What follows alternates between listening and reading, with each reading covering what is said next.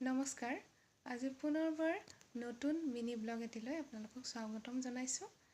আজি ৰাতিৰ সময়ত ব্লগ কৰিবলৈ ওলাইছোঁ। বহাগ বিহুৰ শুভকামনা জ্ঞাপন কৰিলোঁ আটাইলৈকে। আজি বিহু চাই তাৰমানে উভতি আহিলোঁ, সেইকাৰণে ভাবিলোঁ এটা ব্লগে বনাই দিওঁ। এয়া চাওক, মই এনেদৰে বিহুলৈ গৈছিলোঁ। আচলতে বিহুত আমাৰ শাহুমাৰ নামত মঞ্চখন মুকলি কৰা হৈছে, সেইকাৰণে তাত আমাক নিমন্ত্ৰণ জনোৱা হৈছিলে। এতিয়া উভতি আহি সাজ সজ্জা খুলিবৰ হ'ল, ভাবিলোঁ এটা ব্লগ কৰি দিওঁ। এতিয়া বাজিলে ৰাতি 12, তো এতিয়া ভাত বনাই ভাত খাম।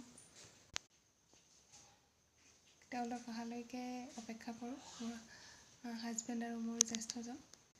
কেইদিনমান হ'ল মিনি ব্লগ দিব পৰা নাই, তো ভাবিছোঁ সকলোৱে ভালে আছে। আকৌ লগ পাম। আজিৰ কাৰণে শুভৰাত্ৰি।